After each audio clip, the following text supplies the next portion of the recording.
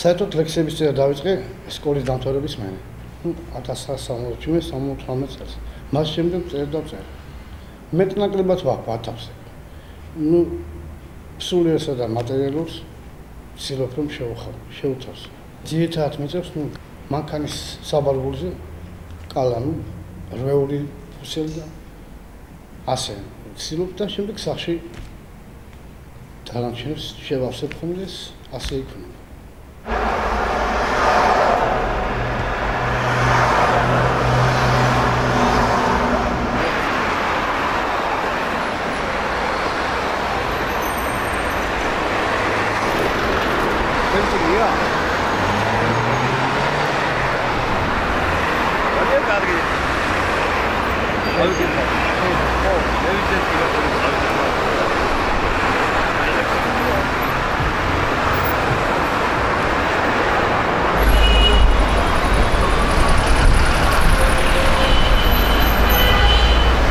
პირველი წიგნი გამოვეცით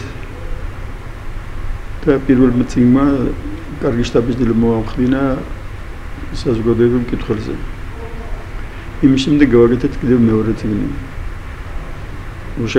უშენ გიზანდერაშვილი, რომელიც ამ წიგნის ავტორია თქო. ახლა ვმუშაობთ მესამე წიგნზე და მესამე წიგნის დაახლოებით სექტემბრისთვის უკვე ხალხს ექნება ხელში.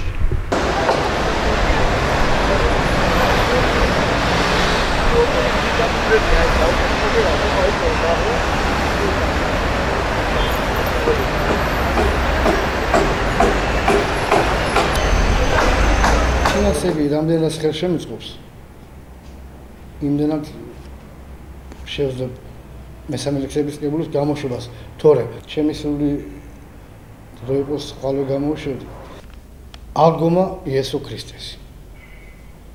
შენ მოგვევლინე ქრისტეო, ამ ქვეყნად უფლისნებითა, რათა ცოდვილთა ცოდვები საკუთარ სისხლით გეტვითა, ძმებს შორის ცესიკეთეს, მაგ შენის ქადაგებითა, სნეულთ კურნავდი დავდომილთ, თავი რომ ეგზნოთ შვებითა, თუმცაღა ფარისევენი გებრძოდნენ გაშმაგებითა, სახელს გიტეხდნენ უგუნურნი სხვადასხვა ბილწი გზებითა, ბოლოს უგულო კაცებმა დატყიდეს შურის გებითა, გაწამეს სისხლი გადინეს, დაქცინეს ჭკუის კლებითა, ვერ გიცნეს თვისი უფალი,